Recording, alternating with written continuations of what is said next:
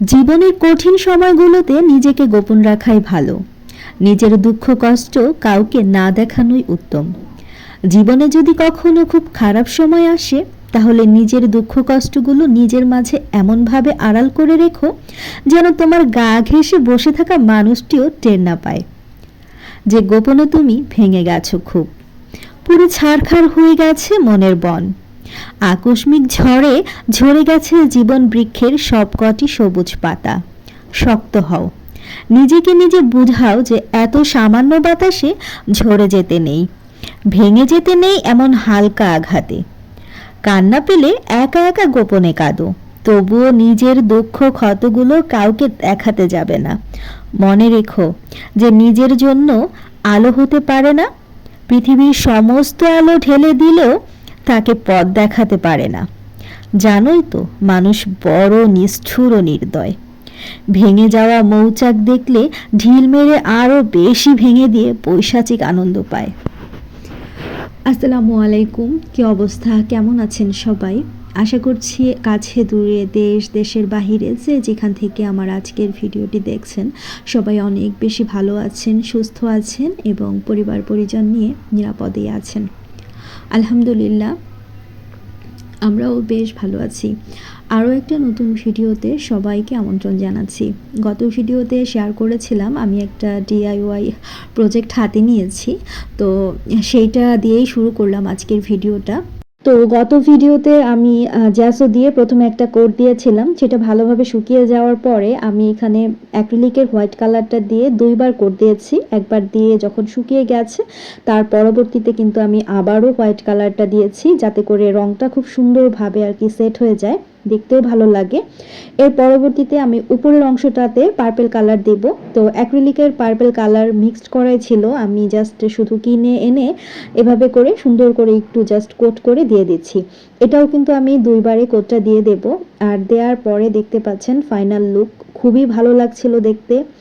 আর এখনও কিন্তু এটার কাজ শেষ হয়নি, সম্পূর্ণ কাজটা শেষ হলে তো আমি শেয়ার করছি আপনাদের সাথে। পুরো ভিডিওটা জুড়ে থাকেন, আপনাদের কাছেও ভালো লাগবে, আপনারাও কিন্তু এই আইডিয়াটা অ্যাপ্লাই করতে পারেন। আগে কিন্তু এরকম ছিল, পুরনো যে ক্যাটেলগুলো এগুলো কিন্তু আমাদের ঘরে যদি আমরা একটু খুঁজি তাহলেই কিন্তু পেয়ে যাব। তো যাই হোক, তারপরে কিচেনে চলে এসেছি, মেজো ভাইয়া বাড়িতে গিয়েছিল। তো গ্রামে যাওয়ার পর গ্রাম থেকে আম্মা কিছু শাক পাতা দিয়ে দিয়েছে। আম্মাকে বলেছিলাম যে একটু শাক টাক দিয়ে দিও কিছু ভাইয়াকে। ভাইয়া যেহেতু বাইকে করে যায়, বাইকে করেই আসে, খুব বেশি কিছু যে নিয়ে আসবে সেই সুযোগটাও আসলে হয়ে ওঠে না আর সম্ভবও না। এত দূরের পথ জার্নি করে আবার একটা গাট্টি বস্তা সাথে করে নিয়ে আসবে, সেটা তো আসলে পসিবল না। তো আম্মা এখানে কলই শাক দিয়েছে অনেকগুলো, আর সেই সাথে আতপ চাল দিয়েছে প্রায় 2 কেজির মতো, আর লাউ শাক, তারপর বতুয়া শাক, আমার গাছের কিছু সিম দিয়েছে, আর সেই সাথে এখানে কচুরমুখী। এগুলো একদম দেশীয় যে কচুরমুখীগুলো হয়, দেশি যে কচু শাকগুলো হয়, কচু শাকের নিচে কিন্তু এই কচুরমুখীগুলো হয়, যেটা আমি আপনাদের সাথে একটু পরে শেয়ার করব। আর এই যে নলডগা সিম, এই সিমগুলো কিন্তু খেতে অনেক বেশি মজার হয়। আমার গাছে আর কি এগুলো হয়েছে, আমি যখন বাড়ি থেকে এসেছিলাম, গ্রাম থেকে আর কি এসেছি, তখন নিয়ে এসেছিলাম কিছুটা পরিমাণ। তো সেটা তো আপনাদের সাথে আর শেয়ার করা হয়নি। আর এখন এই যে দেখতে পাচ্ছেন বতুয়া শাক, এগুলো কিন্তু খুবই মজা লাগে খেতে, লাউ শাক দিয়ে, বতুয়া শাক দিয়ে, তারপর একটু যে বিচিওয়ালা শিম আছে সেগুলো দিয়ে ভাজি করলে কিন্তু বেশ ভালো লাগে। এই যে আমার গাছের কিছু লাউ শাক দিয়েছে।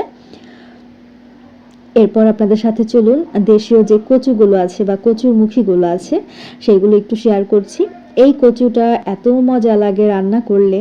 তো এটা আমার দাদু যখন ছিল তখন খুব করে রান্না করতো, বড় হাঁড়ি ভরে রান্না করতো। শীতের সময়টা যখন আসতো তখন আমরা একদম যে বাঁশের চালনিগুলো পাওয়া যায় সেইগুলো বা কোদাল এগুলো নিয়ে কিন্তু সকাল সকালে চলে যেতাম এরকম কচুগুলো তোলার জন্য।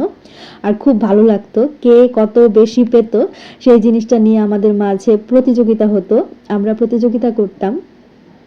তো আম্মা অনেক বছর পরে কচুগুলো পেলাম আমি। তো এটার রেসিপি যেদিনই করব অবশ্যই আপনাদের সাথে আমি শেয়ারও করব। আর এই তো আতপ চাল বা যা যাই বাড়ি থেকে আনা হয়েছে সেগুলো এখন সুন্দরভাবে একটু গুছিয়ে রেখে দিচ্ছি। তারপর হচ্ছে দুপুরে রান্নাবান্না করব। রান্নাবান্না আজকে খুব বেশি কিছু করব না, ঝটপট করে যা করা যায় সেগুলোই করব। শরীরটা খুব বেশি ভালো না, প্রচণ্ড রকম জ্বর, ঠান্ডা, কাশি সব দিক মিলিয়ে আমার কণ্ঠ শুনে হয়তো বা আপনারা বুঝতে পারছেন আমার শরীরের অবস্থা কী। তো আমি কলই শাকটা অফ ক্যামেরায় ভাজি করে নিয়েছি, আর এখন এখানে হচ্ছে ডিমের তেলানি করব। তো আগেই ভালোভাবে সমস্ত মশলা দিয়ে কষিয়ে আমি হচ্ছে ঝোলের পানিটা দিয়ে তার মধ্যে ডিমগুলোকে ছেড়ে দিচ্ছি। আর এভাবে করে ডিমের তেলানি রান্না করলে অনেক মজা হয় খেতে। তো যাই হোক, আমি একটা একটা করে এখানে 6টা ডিম আমি দিয়ে দেব। আপনারাও কিন্তু চাইলে রেসিপিটি ট্রাই করতে পারেন। নর্মালি আমরা মাছ মাংস রান্না করার জন্য যে মশলাগুলো ইউজ করে থাকি, মাছ রান্না করার জন্য বিশেষ করে, সেই মশলাগুলোই কিন্তু দিয়ে দেওয়া হয়। তারপর ঢাকনা দিয়ে ঢেকে দিয়েছি। আর এটা রান্না করতে খুব বেশি একটা সময় লাগে না, অল্প সময়ের মধ্যেই কিন্তু রান্নাটা কমপ্লিট হয়ে যায়। তো দেখতেই পাচ্ছেন খুব সুন্দরভাবেই আমার রান্নাটা হয়ে গেছে। আপনারা এখানে চাইলে পাকা টমেটো ব্যবহার করতে পারেন। আর নামানোর আগে জাস্ট একটু ধনিয়া পাতা কুচি দিলেই হয়ে যায়। তো আজকে আর বাসায় ধনিয়া পাতা কুচি ছিল না, আজকে আমি একটু টালা জিরার গুঁড়ো দিয়ে দিচ্ছি। টালা জিরার গুঁড়োটা দিলেও বেশ ভালো লাগে খেতে, সুন্দর একটা ঘ্রাণ আসে। এই তো আমার ডিমের তেলানি রান্না করা শেষ, এখন জাস্ট শুধু নামিয়ে পরিবেশন করলেই হয়ে যাবে। তো কী রান্না করেছি চলুন একটু ঝটপট করে শেয়ার করে নিচ্ছি। দুপুরের খাবারটা আমি রেডি করে নিয়েছি। কলই শাক ভাজি ছিল, সেই সাথে ডিমের তেলানি ছিল, আর প্রেসারে আমি একটু ঘন করে ডাল রান্না করে নিয়েছি। ওই যে বললাম কোনো কিছুই ভালো লাগছে না, আর হঠাৎ করেই সিলিন্ডারের গ্যাসটাও শেষ হয়ে গেছে, সব কিছুই রান্না করতে হয়েছে আমাকে ইন্ডাকশন চুলায়। তো ইলেকট্রিক চুলায় আসলে একটা একটা করে রান্না করতে গেলে অনেকটা সময় লাগবে। আর এখানে সকালে একটু মিষ্টি কুমড়ো ভাজি ছিল। এই তো লেবু, কাঁচামরিচ সব কিছু নিয়ে খাবারের জন্য বসে গেছি। তারপরে এই তো আমি আবার হচ্ছে আমার সেই ডিআইওয়াই কাজে চলে এসেছি। আর রংটা দেওয়ার পরে এখন সুন্দরভাবে কিন্তু রংটা শুকিয়ে গেছে। আর আমার এই ডিআইওয়াইটা করতে মোটামুটি 3 থেকে 4 দিনের মতো লেগেছে, কারণ প্রত্যেকবারই যখন এক কোট করে রং দিয়েছি সেটাকে খুব ভালোভাবে শুকানোর জন্য কিন্তু আমাকে সারাটা রাত অপেক্ষা করতে হয়েছে। তো আমি ডেকোপাস পেপার নিয়েছি, আর এখানে নিয়েছি হচ্ছে এক যে আঠা, ফেভিকলের আঠা সেইটা, আর এখানে হচ্ছে অ্যাক্রিলিক মিডিয়াম গ্লস। এটা আমি সবার শেষে দেব, এখন দেব না। আর এই তো এখন হচ্ছে ডেকোপাস পেপারটাকে আমি সুন্দরভাবে একটু লাগিয়ে নেব। আর এই ডেকোপাস পেপারগুলো বিভিন্ন অনলাইন পেজে কিন্তু আপনারা পেয়ে যাবেন। আমি এখানে পার্পল কালারের সাথে ম্যাচিং করে হচ্ছে একটা পেপারস সিলেক্ট করে নিয়েছি। আমি 2টা পেপারস কিনেছিলাম। তো এই যে পেপারটা এখন দেখতে পাচ্ছেন এটা আমি লাগাবো।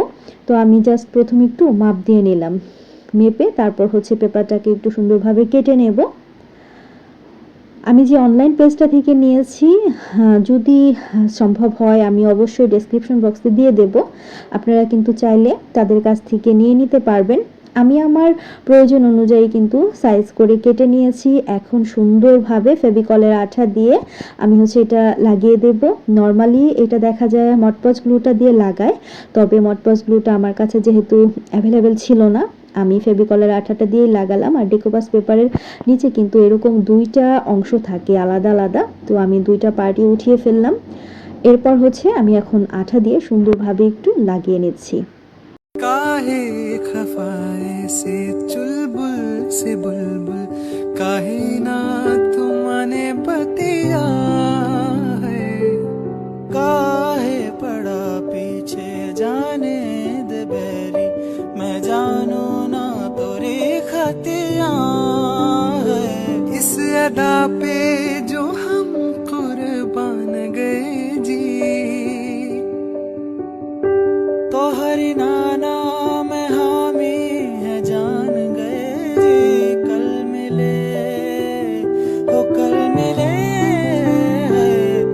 मिले के हम का भूल गए आज रे दगाबाज रे আর এটা লাগানো কিন্তু খুবই সহজ, দেখতেই পাচ্ছেন আপনারা। আমি জাস্ট সুন্দরভাবে একটু আঠাটা ব্রাশের সাহায্যে পুরো জায়গায় লাগিয়ে নিয়ে তারপর ডেকোপাস পেপারটাকে সেট করে দিচ্ছি। এরকম একটা ক্যাটেল আপনারা যদি কোনো অনলাইন পেজ থেকে কিনতে চান তাহলে মোটামুটি 12 থেকে 1500 টাকা নিবে। তো আমার কিন্তু দেখেন কত টাকা খরচ হলো। ডেকোপাস পেপার 90 টাকা করে নিয়েছে পার পিস। তো আমার কিন্তু একটা পেপারস পুরোপুরি লাগেওনি, মোটামুটি আমার অর্ধেকটার চাইতে একটু বেশি, ধরেন 90 টাকার একটা পেপারস লেগেছে, সেই সাথে আমার আঠা লেগেছে আর কিছু রং লেগেছে। এই রঙগুলো অ্যাক্রিলিক যে কালারগুলো এগুলো কিন্তু আপনারা বিভিন্ন ধরনের রঙের যে দোকানগুলো আছে যেখানটাতে সুই সুতা বা রং টং পাওয়া যায় ওই দোকানগুলোতে পেয়ে যাবেন। তো মোটামুটি 30 টাকা করে এক একটা অ্যাক্রিলিকের কালারগুলো রং যেগুলো মিক্সড করা থাকে এগুলো পাওয়া যায়। আর 30 টাকা করে পাওয়া গেলেও আমার কিন্তু পুরোপুরি একটা বোতল রং লাগেনি, আমরা অন্য কাজেও কিন্তু ইউজ করতে পারবো সেই রঙগুলো। তো যাই হোক, তো মোটামুটি আমার এখানে প্রায় 300 টাকার মতো, আমি যদি হিসাব করি 300 টাকার মতো খরচ হয়েছে। 300 টাকা আর আমার পরিশ্রম, তো সব কিছু মিলিয়ে ধরেন 400-500 টাকার মধ্যে কিন্তু হয়ে গেছে। আর এই কাজটা আপনারা আসলে যখন নিজেরা করবেন বুঝতে পারবেন এটা আসলে করাটা কতটা সহজ। তো আমি খুব সুন্দরভাবেই কিন্তু লাগিয়ে ফেলেছি, দেখতেই পাচ্ছেন একদম সম্পূর্ণ ডেকোপাস পেপারটা লাগানো কমপ্লিট। তো আমার ফাইনাল লুকটা চলুন আপনাদের সাথে আমি জাস্ট একটু শেয়ার করছি এখন কেমন লাগছে। আর এখানে যে অ্যাক্রিলিক মিডিয়াম গ্লসটা আছে যেটা দেখতে পাচ্ছেন, এটা সম্পূর্ণ আঠাটা শুকিয়ে যাওয়ার পর হচ্ছে আমি এটা অ্যাপ্লাই করে দেবো উপর থেকে ব্রাশের সাহায্যে।